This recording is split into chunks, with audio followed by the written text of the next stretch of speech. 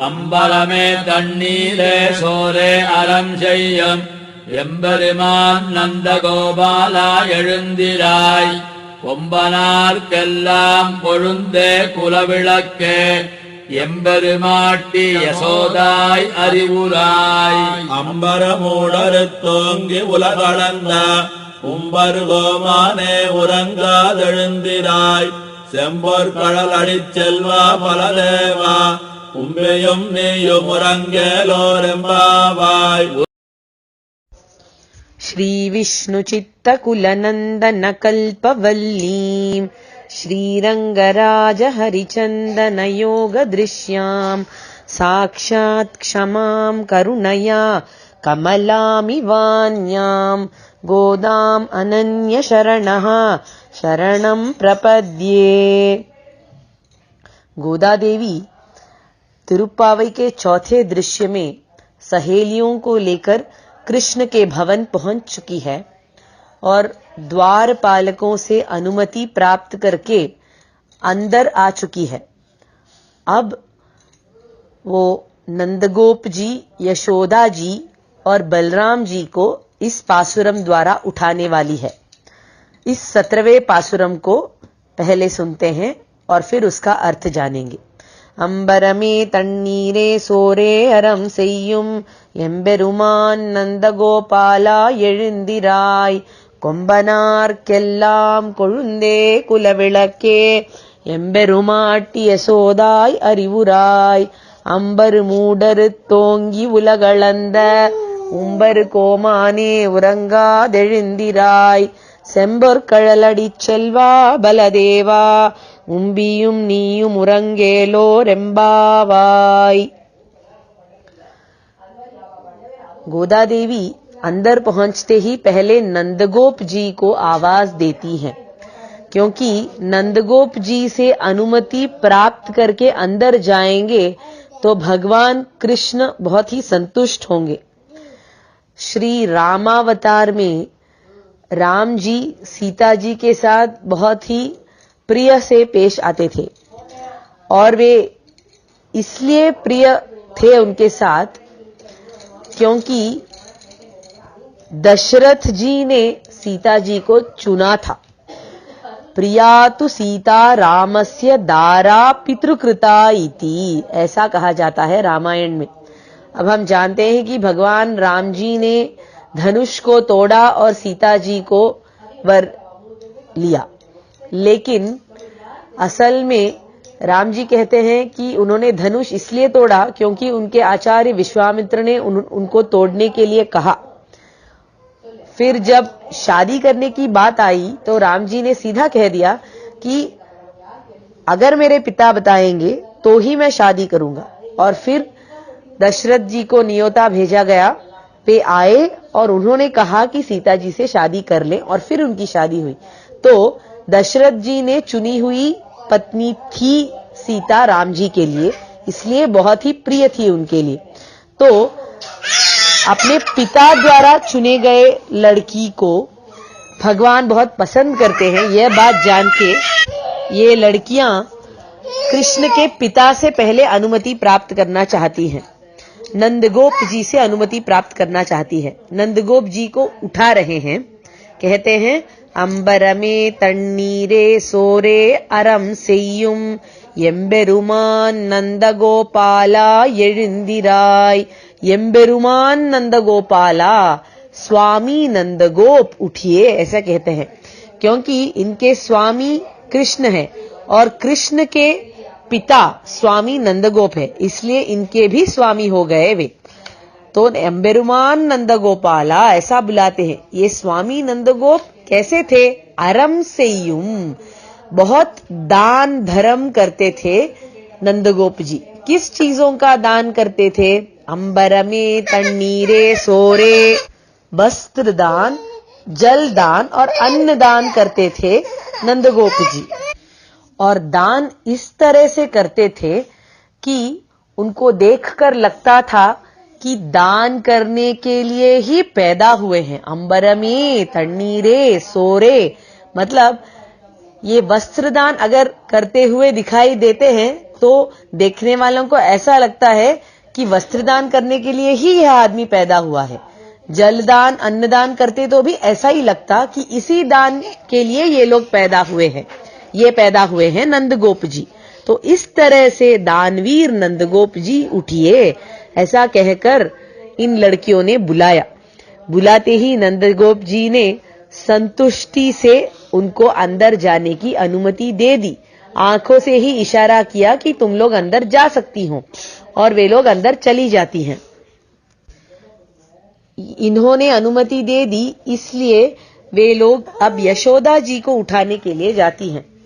अब शास्त्र कहता है कि सासू मां को जगाना नहीं चाहिए, इसलिए गोदा देवी बहुत ही ध्यान से कहती हैं, एम्बेरुमाटी यशोदाई अरिवुराई, हे यशोदा माता तुम बस जान जाओ कि हम लोग आए हैं, उठने की जरूरत नहीं है। कैसी यशोदा माता? कोम्बनार केल्लाम कोळुंदे कुलविलक्के, मतलब गोप जनों के संघ का नया पत्ता जैसी यशोदा माता। अब बात समझने वाली है कि अगर किसी झाड़ को कोई रोग लग गया हो तो सबसे पहले नया पत्ता मुरझा जाता है। नए पत्ते को उस दोष का असर पहले दिखता है। यशोदा देवी भी ऐसी ही थी। अगर गोप जनों को या गोपियों को कोई भी कष्ट आ जाए तो पहले उनका चेहरा मुरझा जाता था। इतना वो प्रेम भाव रखती थी अपने जनों के प्रति, अपने लोगों के प्रति, कि उनका अगर थोड़ा भी कोई कष्ट उन्हें दिखाई दे तो तुरंत उन्हें बुरा लग जाता था और उनका चेहरा मुरझा जाता था। इसलिए वो गोप जनों के लिए नए पत्ते जैसी थी। कोळुंदे का मतलब है नया पत्ता। इसीलिए इतना वो चाहती थी अपने लोगों को और इतना ख्याल रखती थी, इसीलिए ये गोपों के कुल की वो दिया थी। कुल विलक्के ऐसा कहते हैं। तो ऐसी गोप जनों की कुल दिया यशोदा माता, तुम जान जाओ कि हम लोग आए हैं। यशोदाई अरिवुराई ऐसा कहकर ये लड़कियां अंदर चली जाती हैं कृष्ण को उठाने के लिए। क्या कहकर उठाती हैं? अंबर मूडर तोंगी उलगलंद। उस दिन हे कृष्ण तुमने अंबरम का मतलब है आकाश को पार करके आकाश का माप लिया था। ओंगी उलगलंद बड़ा बनकर इन दुनियाओं का माप लिया था तुमने, ऐसा उम्बर को माने देवादिदेव भगवान कृष्ण उठ जाओ, ऐसा कह के कहते हैं। उरंगादिराय, अब तुम सोना नहीं, तुम तो देवादिदेव हो। पूरे जगत को तुमने माप के लिया है, तो इस जगत का रक्षण तुम्हारे हाथों में है। हम सारे जन तुम्हारे परिजन हैं, तो हमारे बुलावे को स्वीकारना तुम्हारा कर्तव्य है। तुम हमारे नायक हो, देवादिदेव हो, ऐसा सोना नहीं चाहिए, उठ जाओ करके कहती है गोदा देवी और उनकी सहेलियां। भगवान कृष्ण जवाब ही नहीं देते। तो इन लोगों को अब एक बात समझ में आई, अरे अरे हम लोगों ने गलती कर दिया, एक विशेष व्यक्ति को उठाना भूल गए और कृष्ण को उठाने लग गए। गलती हो गई हमसे। पहले तो हमें कृष्ण के बड़े भाई बलराम को उठाना चाहिए था। यह सोचकर वे लोग बलराम को आवाज देने लग जाती हैं। सेंबोर कड़लड़ी चलवा बलदेवा, हे बलदेव आप बहुत ही मंगलकारक हैं, ऐश्वर्यदायक हैं। सेल्वा ऐसा बुलाते हैं उनको, ऐश्वर्यदायक हैं। सेंपोर कड़लड़ी चलवा ऐसा बुलाते हैं, मतलब बलराम जी के पद चिन्ह जहां पर गिरते हैं वह जगह मंगलमय हो जाता है। देवकी देवी के पहले 6 बच्चे गुजर गए, कंस ने उनको मार डाला। 7वां गर्भ धारण किया देवकी देवी ने, जिनमें बलराम जी पधारे। बलराम जी के पद चिन्ह जैसे ही देवकी देवी के पेट में पड़ गए, उसके बाद देवकी देवी के सारे बच्चे बच गए। बलराम जी तो बच ही गए, देवकी देवी के पेट से वे रोहिणी देवी के पेट में चले गए। उसके बाद कृष्ण जी पधारे और फिर सुभद्रा जी पधारी। तो बलराम जी के आगमन से मंगलमय हो जाता है सारा जगत, ऐसा समझ में आता है। इसीलिए उनको सेल्वा बलदेवा करके गोदा और उनकी सहेलियां बुलाती हैं। यह सुनकर बलराम जी हंस पड़ते हैं। ये लोग और एक बात कहती है उम्बियुम नीयुम उरंगेल, आप तो आदिशेष के अवतार हैं और आदिशेष जो है भगवान की शैया होती है। क्या कभी ऐसा होता है कि शैया खुद लेटकर सो जाता है? तो आपको सोना नहीं चाहिए, उठ जाइए करके उनको उठाते हैं और बलराम जी हंसते हंसते उठकर इन लड़कियों को अंदर जाने की अनुमति देते हैं, कृष्ण को उठाने की अनुमति देते हैं। ऐसा है यह 17वें पासुरम का अर्थ। इसमें से एक बहुत मुख्य बात प्रतीत होता है, मंदिर में जाते समय हमें सीधा भगवान के सन्निधि में जाना नहीं चाहिए।